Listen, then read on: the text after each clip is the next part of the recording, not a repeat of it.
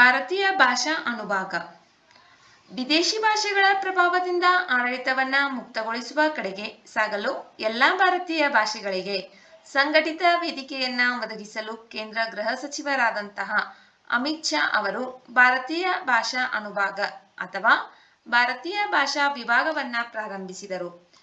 ಭಾರತೀಯ ಭಾಷಾ ಅನುಭಾಗ ಭಾರತದ ಭಾಷಾ ನೀತಿಯಲ್ಲಿ ಬದಲಾವಣೆಯನ್ನ ಸೂಚಿಸುತ್ತದೆ. ಈ ಉಪಕ್ರಮವು ಅಧಿಕೃತ ಸಂವಹನಗಳಲ್ಲಿ ವಿದೇಶಿ ಭಾಷೆಗಳ ವಿಶೇಷವಾಗಿ ಇಂಗ್ಲಿಷ್ನ ಪ್ರಭಾವವನ್ನ ಕಡಿಮೆ ಮಾಡುವ ಗುರಿಯನ್ನ ಹೊಂದಿದೆ. ಭಾರತದ ಭಾಷಾ ವೈವಿಧ್ಯತೆಯನ್ನ ಉತ್ತೇಜಿಸುವುದು ಮತ್ತು ಬಲಪಡಿಸುವುದು, ಸ್ಥಳೀಯ ಭಾಷೆಗಳು ಆಡಳಿತ ಮತ್ತು ಆಡಳಿತದಲ್ಲಿ ಕೇಂದ್ರ ಪಾತ್ರ ವಹಿಸುವುದನ್ನ ಖಚಿತಪಡಿಸಿಕೊಳ್ಳುವುದು ಇದರ ಗುರಿಯಾಗಿದೆ.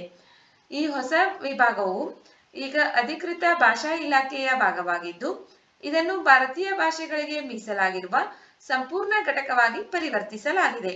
ಈ ಉಪಕ್ರಮವು ಸ್ಥಳೀಯ ಭಾಷೆಗಳನ್ನ ಸಬಲೀಕರಣಗೊಳಿಸುವ ಗುರಿಯನ್ನ ಹೊಂದಿದೆ.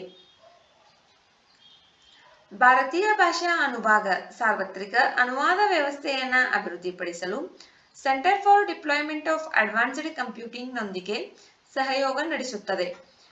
ಈ ವ್ಯವಸ್ಥೆಯು ವಿವಿಧ ಭಾಷೆಗಳ ನಡುವೆ ಸುಗಮ ಸಂವಹನವನ್ನ ಸಕ್ರಿಯಗೊಳಿಸುತ್ತದೆ. ಉದಾಹರಣೆಗೆ, ರಾಜ್ಯದ ಮುಖ್ಯಮಂತ್ರಿಯೊಬ್ಬರು ತಮಿಳಿನಲ್ಲಿ ಬರೆದ ಪತ್ರವನ್ನ ಕೇಂದ್ರ ಮಂತ್ರಿಗಳಿಗೆ ಅನುವಾದಿಸಬಹುದು.